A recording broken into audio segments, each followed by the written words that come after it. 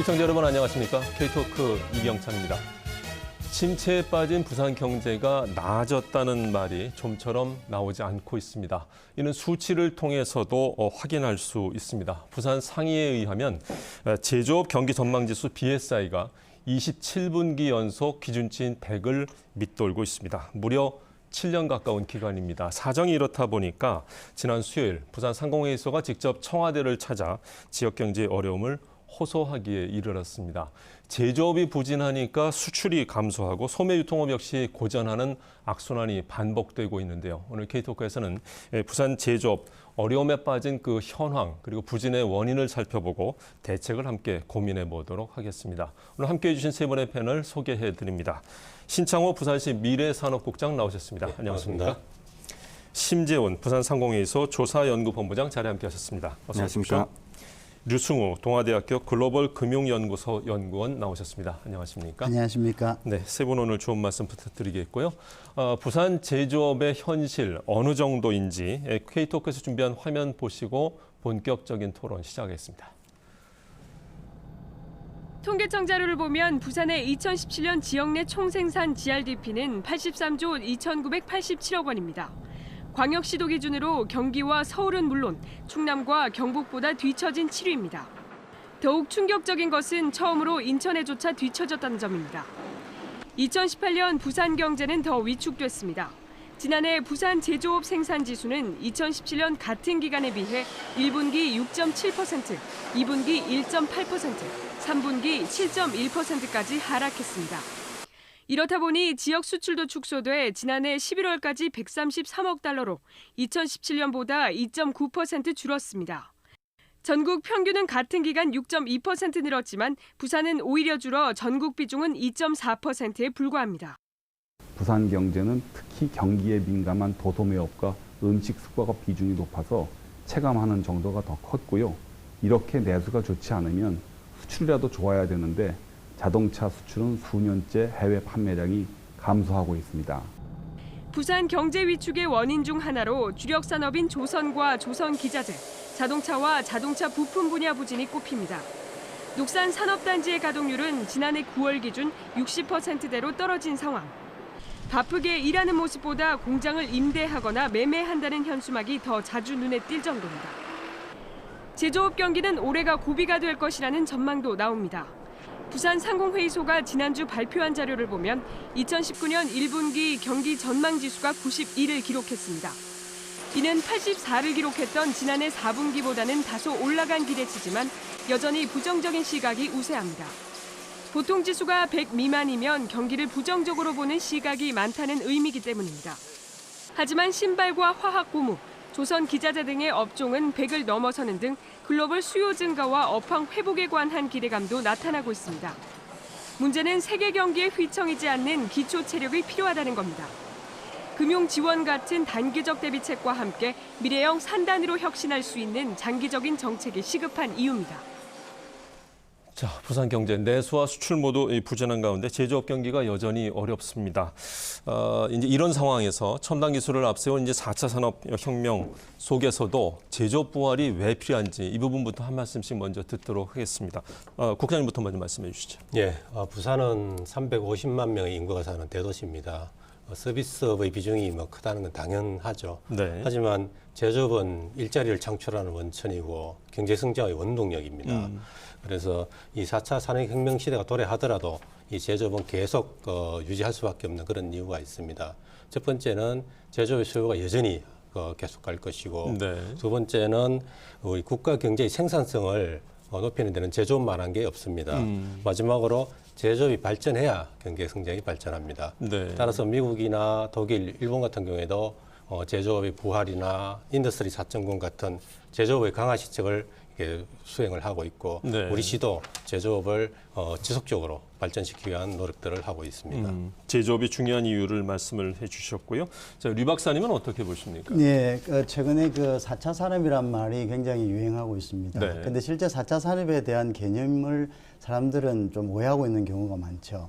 사실 4차 산업은 제조업이 근간되지 않고는 의미가 없습니다. 4차 산업이라는 것이 지금의 제조업을 예를 든다면 생산 라인에다가 인공지능이나 데이터를 가미해서 생산성을 효율을 높이는 거죠. 네. 예. 그리고 이제 우리가 스마트란 말로 대표가 되는데요. 이 스마트란 말은 인간이 대신하던 부분을 우리가 1차, 2차 때는 그냥 인력을 기계가 대체했지만 이게 네. 이제 인간이 생각하는 기능까지 거기에 더불어졌다는 의미죠. 어쨌든 간에 모든 것이 제조업과 연결이 되어서 이것이 제조업 생산성 향상과 효율성을 높이는 목적으로 이 4차 산업이라는 것이 등장했기 때문에 이게 제조업의 어떤 발전 없이는 안 되고요. 그 다음에 아까 조금 전에 국장님께서 말씀하셨다시피 제조업이 우리 부산 같은 경우는 우리 그 인력 고용에서 17%를 차지합니다. 네. 생산에서는 한 30%를 차지하죠. 그런데 이제 더 중요한 거는 제조업에서 이 인력이란 것이 다른 그 업종에 파급 효과를 미치는데 이게 굉장히 큽니다. 그러니까 예를 들어서 10,000명의 제조업에서 10,000명의 인력이 창출되면은 네. 타 업종에서는 14,000명의 어떤 인력 창출이 된다는 거죠. 근데 서비스업은 그거보다 좀 못하거든요. 그래서 이제 서비스업은 한 이제 70% 정도가 이제 창출되고 이거는 한 140%가 창출이 되는 거죠. 네. 그래서 제조업은 어떤 고용의 기반이 돼야 되고요. 고용의 기반은 결국 소비로 이어지고 경제의 마중물로서 기본적으로 우리가 깔고 가야 되는 거기 때문에 네. 굉장히 중요한 의미가 있다고 하겠습니다. 뭐 이제 이번 정부에서도 이제 그 소득 주도 성장을 예, 예. 이야기를 하면서 역시나 고용이 가장 중요한데 예, 예. 고용 효과 면에서는 제조업이 중요하다. 그렇습니다. 이제 이렇게 예. 정리를 해주셨고요. 자, 신부부장님 문제 어떻게 보시는지 좀 말씀해 주시고요. 부산 상의가 청와대를 직접 찾아서 부산 경제의 어려움을 호소했다라는 말씀을 이제 모두에 드렸는데 이 내용도 좀 소개해 주시죠. 네, 부산이 대도시이기 때문에 기본적으로 3차 산업, 소프트 산업들 비중이 큰 건 사실입니다. 제조업은 지속적으로 위상이 약화되고 있는 건 사실이지만 제조업의 그 경쟁력은 여전히 갖추고 있습니다. 네. 실제 그 2017년도 매출 1,000대 기업 중에 부산의 기업이 약 한 38개 기업이 포함이 되어 있습니다. 그 중에서 한 14개 기업이 제조업입니다. 아마 제조업 비중이 가장 크고요. 그리고 네. 지금 미래 기술력을 선도하는 그 연구개발 선도 기업에도 38개 기업 중 32개가 제조업에 있습니다. 실제 그 산출 추이를 보더라도 그 전체 산출 추이에서 지식 서비스 산업이 우리가 생산자 서비스라고 하는 이 지식 서비스 산업이 차지하는 비중은 최근에 큰 변화가 없습니다. 네. 그리고 금융이나 이런 부분도 금융 공기업이 부산에 이전을 했지만 실질적인 금융이 산출하는 그 산출량은 기대에 못 미치고 있습니다. 근데 제조업 같은 경우는 지금 뭐 한 20년간 꾸준하게 20% 이상의 산출을 지속적으로 유지하고 있기 때문에 네. 그만큼 이제 제조업이 차지하는 그 지역의 역할이 또 크다고 하겠습니다. 자, 이제 그렇게 이제 중요함에도 불구하고 부산의 제조업이 뭐 이제 27분기 연속 그 BSI가 100을 밑돌고 있다는 이야기는 그만큼 상황이 어렵다는 거 아니겠습니까? 네네. 그런 상황을 청와대까지 전달을 하기 위해서 이제 지난 수요일날 방문하셨는데 4가지를 건의하신 것으로 알고 있습니다. 그 내용 좀 말씀해 주시죠. 지금 제조업은 부산 제조업은 큰 전환점을 맞고 있습니다. 네. 이 전환점에 새로운 전기가 될 수 있는 기술 경쟁력을 강화할 수 있는 건의를 4가지를 했습니다. 네. 기술 관련된 코어 센터 유치라든가 또 항공 부품 인증센터 유치 그리고 복합 소재, 탄소 복합 소재 경량화 이런 쪽에 기술을 강화할 수 있는 부분 그리고 그 지역의 조선 기자재 업체들 중소조선 기자재 업체들이 네. 경쟁력을 강화할 수 있는 리매뉴팩처링 관련된 건의를 4건 정도를 하고 왔습니다. 결국 이제 기술 경쟁력 제고를 위한 건의를 했다. 직접 네, 전달했다 그렇습니다. 이렇게 네.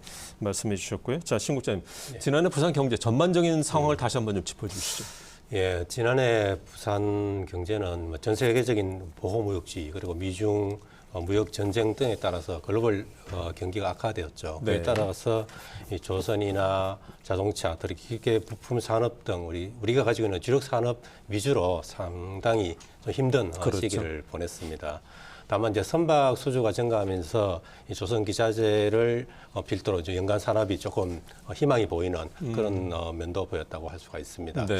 조금 이렇게 제조업 생산 지수라든지 이런 걸 조금 살펴보면 지난해 우리 주요 산업별 제조업 생산 지수의 기계 장비 같은 경우에는 사실은 반도체 설비 투자 호황이 이루어졌습니다. 그럼에도 불구하고 부산이 이 경제에 미치는 영향은 미미했기 때문에 그렇죠. 그 혜택을 많이 못 받았다 그렇게 볼 수가 있고 자동차는 사실은 글로벌 자동차 시장이 이제 성장이 좀 저하가 되고 내수도 둔화가 되면서 상당히 어려운 그런 부진함을 보였다고 볼 수가 있습니다. 네. 금속 가공 조선업 같은 경우에는 이 조선 경기가 이제 불황이 상당히 장기간 시작되면서 오랜 어려움을 겪었지만 하반기부터 선박 수주가 이제 되면서 네. 희망이 보이기 시작했다 이렇게 볼 수가 있고요. 수출 같은 경우에도 전반적으로 보면 한 4.3% 정도가 이 감소를 했습니다. 그 이유는 특히 자동차나 자동차 부품 그리고 선박이나 선박 부품의 수출 감소가 크게 영향을 미쳐서 전체적으로는 좀 부진했다 이렇게 볼 수가 있겠습니다. 네. 자, 이제 부산의 주력 산업이 이제 부진했기 때문에 수출 지표도 나쁘게 나타났던 것이고요. 반면에 이제 전국적인 지표로 보면은 수출이 상승했음에도 불구하고 부산에 이제 더 어려운 상황이 나타났었습니다. 자, 류 박사님. 네. 지난해 세계적인 경제 흐름은 사실 뭐 미중 무역 분쟁이라든가 여러 가지 어려움이 있었죠. 예, 그렇습니다. 네. 실질적으로 그 2009년도에 그 금융위기 이후에 세계 시장은 굉장히 그 저성장과 그다음에 소비가 위축되는 것이 계속적으로 사실 이어왔습니다. 네. 그럼에도 불구하고 우리가 큰 나라로 봐서 미국이나 이제 중국 그다음에 EU 같은 경우는 사실적으로 견실한 경제 성장을 이어온 것은 사실입니다. 이제 미국 같은 경우는 2009년 이후로 이제 회복세를 했고요. 유럽은 2013년 이후로 이제 회복세를 보였고 중국 같은 경우도 꾸준히 6에서 7%의 성장을 이루어 왔습니다. 뭐 일본도 그렇고요. 예, 그렇습니다. 그런데 이제 최근에 와서 이제 우리가 작년이죠. 작년 3월에 이제 그 트럼프 대통령이 이제 미국과 그 중국 간의 그 무역 적자 때문에 이제 그게 이제 사실은 중국이 최첨단 차이나 2025라는 그런 이제 소위 하는 제조업에다가 4차 산업을 덧붙인 거죠. 근데 이제 모든 지표로 지금 이런 무역 적자로서 미국이 계속적으로 갔다가는 나중에 이제 2050년도에 가서는 2030년도에 가서는 이게 이제 G1과 G2가 바뀌는 그런 네. 위협을 이제 느꼈죠. 그래서 이거를 이제 의도적으로 이제 그 뭐 이렇게 무역 제재를 가하게 되었습니다. 이로 인해 가지고 사실은 글로벌 무역 질서가 굉장히 지금 혼탁하고 사실 안개 속입니다. 그래서 이제 그런 격동의 어떤 한 해를 보냈고요. 올해는 이제 굉장히 중요합니다. 우리가 네. 이거 미중 왜냐하면 우리가 중국에 의존하는 것이 최근 24%에서 우리 교육 의존도가요. 네. 어떤 경우는 이거 34%까지 굉장히 편중돼 있다는 거죠. 미국도 지금 좀 줄었지만은 12%대. 그래서 또 그 문제는 뭐냐면 이 두 나라에 대한 우리나라의 투자가 거의 80%에 가깝습니다. 그렇죠. 그러니까 이제 이 두 나라가 있는데 우리는 이게 사실은 미국과는 오랜 우방이고 중국과는 신흥 시장이기 때문에 어느 편을 들 수 없는 이거 참 어정쩡한 그런 상태가 된 거죠. 근데 여기에서 우리가 굉장히 이제 향후 우리 부산 제조업도 여기에서 우리가 어떤 스탠스를 취하느냐에 따라 중요하고 네. 이 세계 무역 통상의 어떤 흐름을 잘 읽을 수 있는 예지가 필요하다고 봅니다. 네. 앞서 말씀해 주시면서 G1, G2 말씀해 예, 주셨는데 예. 이제 G1은 미국, 현재인 미국을 예, 이야기하는 그렇습니다. 것이고 G2는 중국인데 예. 이제 2019년도 스탠다드 차터드 은행 보고서에도 보면은 2030년 넘어가면 예. 중국과 미국의 위치가 바뀔 바뀝니다. 것이다 이렇게 전망을 했죠. 예, 맞습니다. 자, 본부장님, 뭐 기업인들이 느끼는 그 체감 경계는 더 어려웠을 것 같습니다. 어떻습니까? 네, 그 기업인들 이야기를 들어보면 실제 녹록한 해가 없었다고 합니다. 그런데 작년엔 유독 힘들다는 이야기를 많이 합니다. 실제 저희들 뭐 기업인들 체감 경기를 나타내는 제조업 경기 전망 지수가 단 한 번도 기준치 100을 못 넘은 것만 봐도 네. 실질적으로 경기가 얼마나 안 좋았다는 것을 알 수 있습니다. 특히 이제 지역의 주력이란 조선이나 조선 기자재, 또 뭐 자동차 부품 이런 기업들이 수요 감소나 또 대외 리스크로 인해서 굉장히 좋지 않았습니다. 그 조선 기자재 같은 또 자동차 부품 같은 경우는 이제 중국의 그 사드 보복으로 인해서 완성차 수요가 줄면서 굉장히 지금 힘든 시점을 맞고 있고요. 네.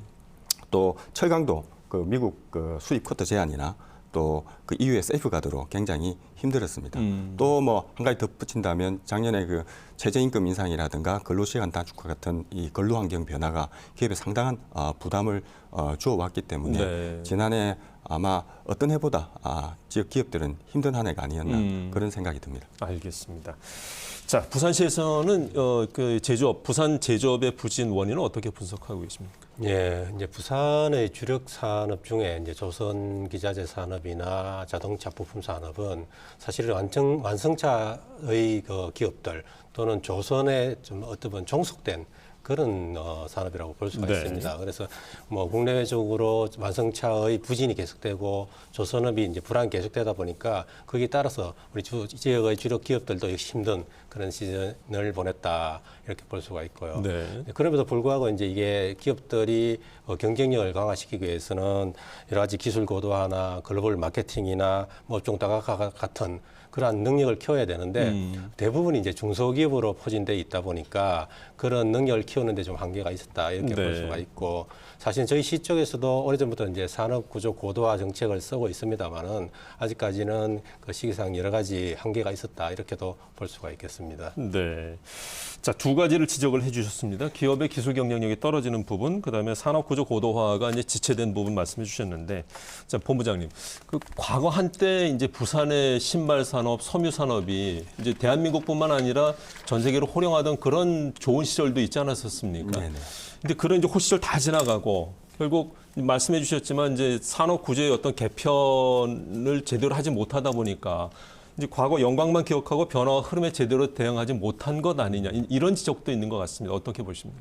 네, 맞습니다. 그 부산이 한때 신발 산업이 번성했을 때는 전국 수출 실적의 한 30% 정도를 차지할 정도로 부산의 경제력이 굉장히 컸습니다. 그리고 한때는 그 편안 수도 이후에 또 부산이 우리나라 굴지 대기업을 잉태시킨 산실이기도 했습니다. 네. 근데 이제 결과적으로는 뭐 산업 구조 변화라고 이야기하는데 좀 더 정확하게 말씀드리면 GDP 변화에 맞춰서 산업이 전환을 제대로 못했다는 게 아마 좀 더 정확한 표현이 아닐까 하는 생각이 듭니다. 네. 예를 든다면 신발 산업이 번성했을 때는 우리가 저임금 구조의 저임금의 아주 그 양질의 그 노동 인구들이 뭐 있었기 신발이 때문에 대표적인 노동 진압적 네네. 산업으로 있었기 인식되니까요. 때문에 가능했는데 실제 이제 저희들 지금 소득 3만불 시대에 이렇게 접어들면서는 사실 신발이 지역에서 비교 우위에 있는 산업은 아니죠. 그렇죠. 근데 물론 신발을 사양 산업으로 몰고 간 것 자체는 정책이 좀 실패가 있었다고 봅니다. 사실상 사양 산업이 있는 것이 아니고 그때그때 그 국가의 GDP 상황에 따라서 비교 우위가 아닌 산업이 있을 수 있는 거죠. 그리고 실제 지금 신발은 오히려 부산에서는 굉장히 안정된 네. 업황이 좋은 것이기도 합니다. 그래서 지금 부산의 주요 제조업들이 어려움을 겪는 것도 이게 이제 소득 3만불 시대에 접어들면서 그게 맞는 산업 구조 개편이 있어야 되는데 산업으로 전환이 있어야 되는데 그걸 제대로 못했다는 것이 지금 위기를 맞고 있는 게 아닌가 하는 그런 생각을 하고 있습니다. 알겠습니다. 자, 부산의 제조업 현황을 살펴보았고요. 이렇게 이제 부산의 제조업이 이제 전반적으로 부진, 어려움을 겪고 있는 가운데 뭐 반가운 소식도 들렸습니다. 관련 리포트 보시고 토론 계속 이어가겠습니다. 도미닉 시뇨라 르노 삼성차 대표가 전기차 트위지를 타고 부산시청에 도착합니다. 트위지를 2019년부터 부산에서 전량 생산하는 것을 기념하기 위해서입니다. 부산시와 르노 삼성차, 동신모텍은 부산시청에서 트위지 생산시설 부산 이전과 일자리 창출을 위한 업무 협약을 맺었습니다. 르노 삼성차는 스페인에 있는 트위지 생산 설비를 부산 공장으로 이전하고 동신모텍은 이 설비를 인수해 운영하면서 올해 하반기부터 완성차를 생산합니다. 연간 3,000대씩 5년간 15,000대가량을 생산할 예정이며 내수는 물론 유럽과 동남아 수출을 추진합니다. To make better Twizy. Quality of Busan and quality of manufacturing in Korea is very high, and we can find new solution like this one is new, not made in Spain.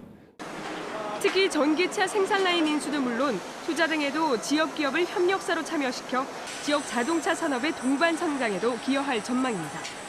어려운 지금 자동차 부품업계가 활성화될 것으로 기대하고 있으며 이를 시작으로 해서 아마도 본격적인 부산에도 전기차 시대가 새로운 모델도 개발될 것으로 생각하고 있습니다. 부산시는 트위지 부산 생산을 계기로 트위지를 활용한 청년 일자리 사업인 부산 청춘 희망카 사업을 올해부터 시행하기로 했습니다.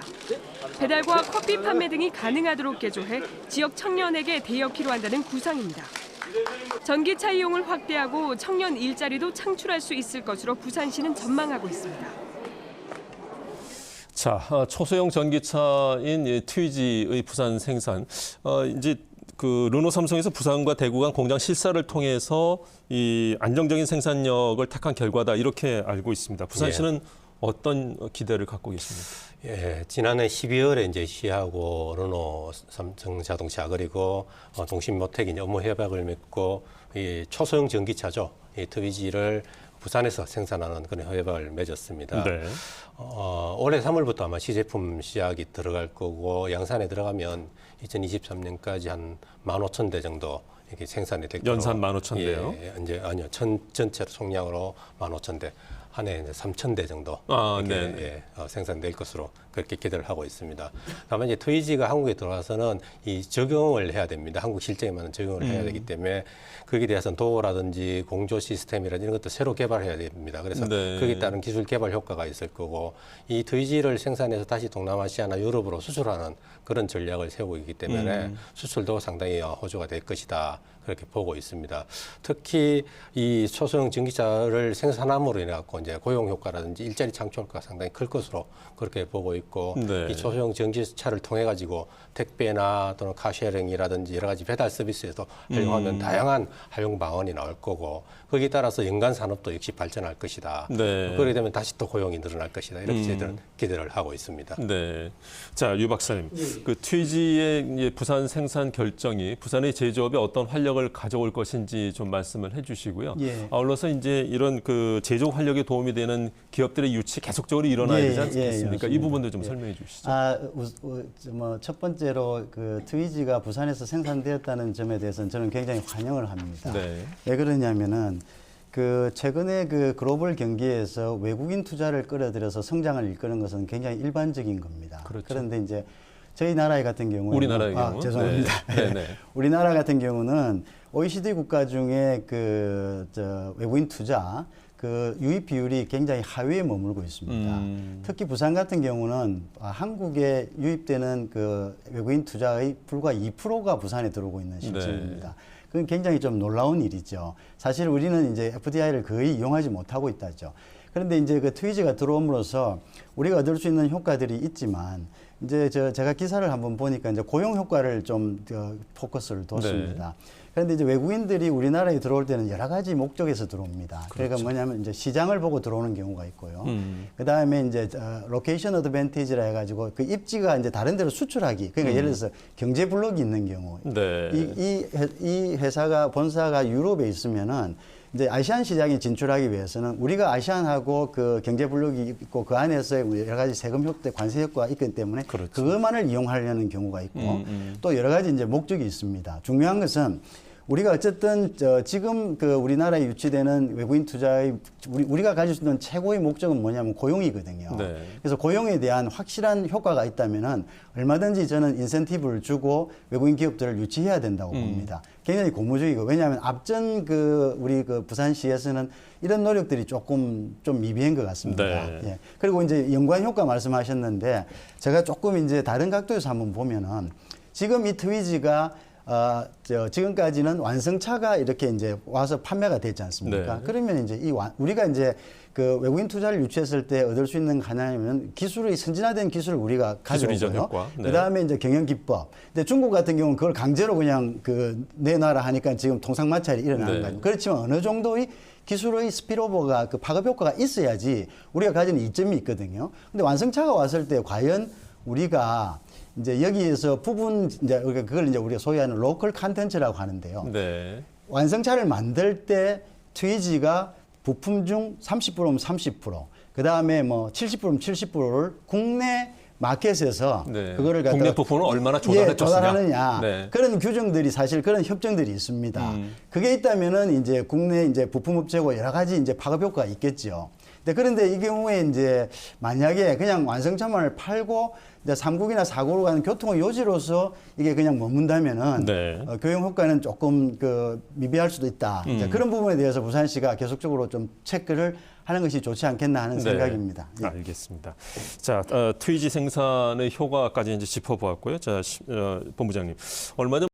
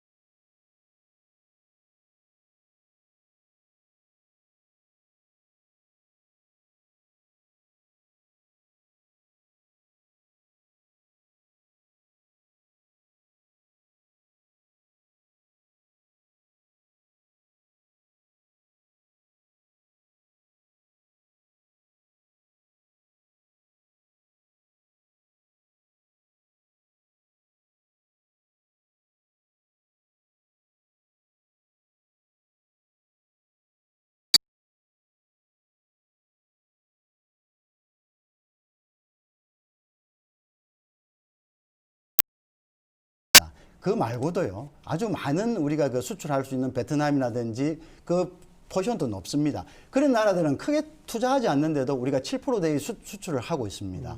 이제 우리가 다각화할 때가 돼 있고요. 아세안과 같은 나라가 대표적인 그런 군집들이죠. 그래서 우리가 이제 미국과 미중 그 무역 전쟁의 소용돌이 속에서 우리가 살 수 있는 방법은 수출 전선을 다각화하는 것이다. 그렇게 말씀드리고 싶습니다. 네, 알겠습니다. 자, 부산시에서는 혁신 성장의 의미를 어떻게 보고 계시고 어떤 대응책을 마련하고 계신지 좀 말씀해 주시죠. 우리 혁신 성장은 근본적으로 우리 경제 체질을 완전히 개선을 하고 또 새로운 성장 동력을 찾는 거라 그렇게 생각을 하고 있습니다. 저희들이 가지고 있는 주력 산업을 이렇게 4차 산업혁명 기술을 도입해 가지고 완전히 체질을 개선을 하고 또 뭐 파워 반도체나 드론 산업 등 미래 먹거리를 개발하는 그런 것들이 핵심 과제가 될 수 있겠다 생각합니다. 예를 들어 가지고 기존의 제조업체를 스마트 공장으로 전환을 시켜 가지고 이제 그 경쟁력을 강화한다든지 또는 미래형 친환경 차를 위한 부품 소재 단지를 하나 조성하는 그런 계획을 가지고 있고요. 그리고 뭐 드론 부품 산업이나 해양 로봇 산업 그리고 수소에 대한 특히 울산 같은 경우에는 수소 자동차가 이제 특화가 돼 있지만 그렇죠. 저희 시 같은 경우에는 수소 선박에 대해서 특화해서 지금 개발하는 그런 정책을 수행을 하고 있습니다. 그래서 이런 정책 등을 통해 가지고 새로운 미래 먹거리를 창출해야 된다 그렇게 추진을 하고 있습니다. 알겠습니다.